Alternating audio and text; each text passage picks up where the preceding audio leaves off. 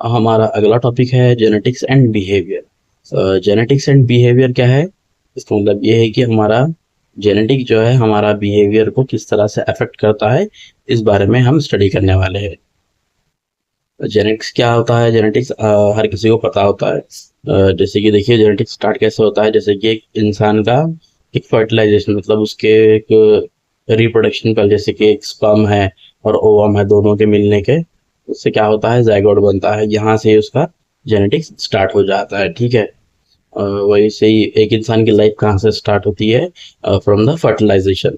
Fertilisation कैसे होता है? जैसे कि एक स्पर्म है, ओवम है, दोनों के मिलने से फर्टिलाइजेशन होता है। तो वहीं से उसका जेनेटिक्स भी स्टार्ट हो जाता है, वहीं से जेनेटिक्स उसके बिहेवियर पे अफेक्ट करना स्टार्ट कर देता है। अगर हम जेनेटिक्स की बात करें तो जेनेटिक्स जो है एक इंसान की हेरिडिटी से स्टार्ट होता है। हेरिडिटी क्या है? वो तो इंसान के जेनेटिक्स क्या होता है, जैसे कि मेरे फादर, जैसे मेरे फादर, मेरे पेरेंट्स का से जो है एक ऑफस्प्रिंग स्टार्ट हो जाता है जेनेटिक्स होता है। जैसे कि मेरे फादर है, उनसे जो जीन्स आएंगे वो मुझ में को हेरिटेज, जैसे उनके फिजिकल एक्टिविटीज, उनकी मेंटल एक्टिविटीज या उनको कोई डिसीज है, वो भी जो मेरे अंदर आ जाएगी उसको हम हेरिटी कहते हैं। और जैसे कि अभी मैं समझाया कि जेनेटिक्स हेरिटी एक सिंपल लैंग्वेज में समझाया कि जो हमारे पूर्वज है उनसे जो हमारे पेरेंट्स को मिले और हमारे पेरेंट्स से हमको मिले और हमसे जो हमारे ऑफस्प्रिंग को मिलेंगे वो हेरिटी होगा। जिस तरह से उनको रहता है सेम तरह से हमें होगा, वो क्या है? हेरिटी होता है। हेरिटी, तो वही हेरिटी एक्चुअल होता क्या है? Heredity is a sum of it is a sum of born individual traits. जैसे कि हेरिडिटी में हम जो है फर्टिलाइजेशन यहाँ से स्टार्ट होता है, स्पर्म ओवम को मिलने से जाइगोट बनता है। जाइगोट जाइगोट जो है दो तरह के हो सकता है, या तो मोनो जाइगोटिक हो सकता है या फिर डाइजाइगोटिक हो सकता है। इसके जो कैरेक्टरिस्टिक्स जो है वो हम देखेंगे किस तरह से सेम होते हैं और किस तरह से अलग अलग होते हैं दोनों के, वो हम समझने की कोशिश करेंगे। अगर से हम इनके एनवायरनमेंट की बात करें तो मोनोजाइगोटिक में क्या होता है कि जो मोनोजाइगोटिक ट्विन होते हैं उसमें एक स्पर्म होता है, एक ओवम होता है, दोनों मिलके जो जाइगोट बनते हैं वो दो अलग अलग जाइगोट बनते हैं, लेकिन दोनों के ट्विन्स कैरेक्टरिस्टिक सेम होते हैं। और डाइजाइगोटिक में दो स्पर्म होता है, दो ओवम होते हैं, जब उन्होंने जाइगोट डेवलप होता है अलग अलग दो जाइगोटिक डेवलप हो जाते हैं। तो यहाँ पे दोनों के कैरेक्टर्स भी डिफरेंस है। मोनोजाइगोटिक में क्या होता है, जब ट्विन बनते हैं अलग अलग होते हैं तो उसमें क्या होता है कि जैसे कि हम कोई मूवी देखे हैं किसी की, जैसे कि सलमान खान की मूवी देखे हैं जुड़वा, तो उसमें दो कैरेक्टर्स होते हैं लेकिन बिल्कुल सेम होते हैं, same character, same mental, same हर चीज से सेम होते हैं, ये मोनोजाइगोटिक ट्विन हो जाते हैं।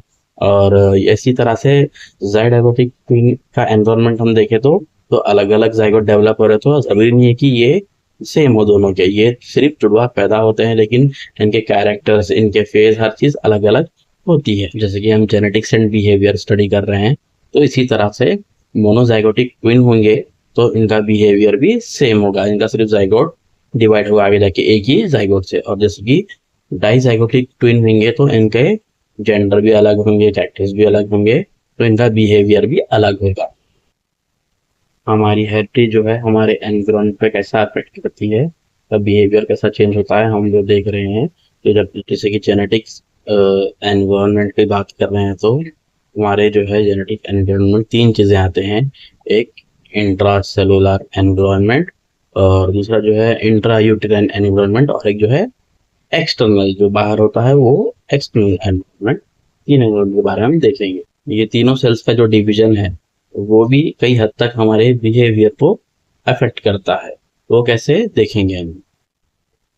तो जेनेटिक बिहेवियर में फर्स्ट जो है इंट्रासेलुलर, कैसे, जैसे कि एक पर्सन है उसका जेनेटिक जो है उसके जीन जो है बराबर डेवलप नहीं हुए हैं, तो वो जो है इसके बिहेवियर पे अफेक्ट करता है। जैसे कि इसके इंटरनल सेल्स डेवलप बराबर से नहीं हुए तो या तो वो कुछ उसका आईक्यू बराबर नहीं होगा या उसे कुछ प्रॉब्लम होगी तो उसका बिहेवियर सेम नहीं होगा। तो ये फर्स्ट जो है इंट्रा सेलुलर का अफेक्ट करेगा।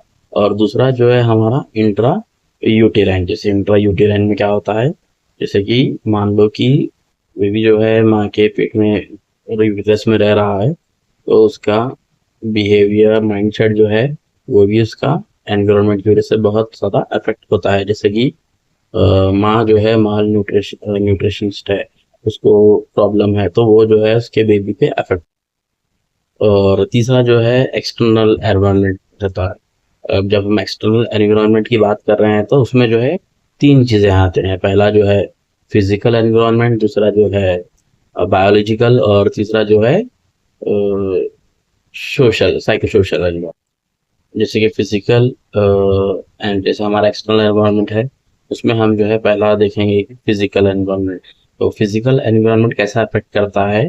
फिजिकल एनवायरनमेंट में आता है हमारे नॉन लिविंग, जैसे कि आपका एयर है, पोल्यूशन है, या जो आपका सराउंडिंग जो भी रहता, या कोई पर्सन है एक हाई एल्टीट्यूड पे रह रहा है, तो उसकी हाइट जो है शॉर्ट हो जाती है, या फिर उसका ब्लड प्रेशर हाई हो जाता है। तो ऐसे जो है फिजिकल अफेक्ट करता है हमारे बायोलॉजी पे। ये जो है एक्सटर्नल में फर्स्ट फिजिकल है। अभी दूसरा जो है बायोलॉजिकल। और हमारा सोशल साइको सोशल फैक्टर्स कैसे अफेक्ट करता है पर्सन पे? जैसे कि उसका सराउंडिंग है, उसका कल्चर है, उसका ट्रेडिशन है, उसके कस्टम्स है, ये सब चीज़ें जो रहते हैं इसके सराउंडिंग्स में, इसके इर्द गिर्द में रहता है। तो ऐसे ही चीज़ें इसके माइंड पे अफेक्ट करते हैं, इसके बायोलॉजी पे अफेक्ट करते हैं। जैसे कि पर्सन एक माहौल में रह रहा है, जैसे कि एक अंधविश्वास के माहौल में, मिसबिलीव में यकीन रखता है, तो वैसे ही उसके जेनेटिक्स पे अफेक्ट होगा, वो सोशल से साइको सोशल वाले चीज़ों पे अफेक्ट होगा। तो ये तीन फैक्टर्स है एक्सटर्नल एनवायरनमेंट में। तो यही जो है हमारे जेनेटिक्स पे अफेक्ट करता है। जैसे कि हम जेनेटिक्स एंड बिहेवियर की बात कर रहे हैं, तो अभी हमने देखा कि जेनेटिक्स बिहेवियर पे क्या क्या देखे हैं, कि कैसे अफेक्ट हमारे बॉडी माइंड रिलेशनशिप। जैसे जेनेटिक्स हमारे इंट्रा सेलुलर देखे, उसमें हम एक अफेक्ट, और दूसरा जो है इंट्रा यूटेराइन देखे। फिर उसके बाद एक्सटर्नल देखे, जैसे इंट्रा यूटेराइन में हम अलग अलग चीज़ें देख के आपको बोल चुके हैं, इंट्रा सेलुलर, इंट्रा यूटेराइन और एक्सटर्नल एनवायरनमेंट देखे। और एक्सटर्नल एनवायरनमेंट में हम देखे फिजिकल इफेक्ट देखे, फैक्टर देखे, और बायोलॉजिकल फैक्टर देखे, और साइकोसोशल फैक्टर देखे। जैसे फिजिकल फैक्टर में हम नॉन लिविंग थिंग का देखे, फिर बायोलॉजिकल फैक्टर में हम लिविंग थिंग का देखे, और साइकोसोशल में हम जो है मिसबिलीव, कल्चर, रिलेशन, ये सब देखे। ये जेनेटिक्स और बिहेवियर पे कैसा होता है, जेनेटिक्स एंड बिहेवियर का देखे।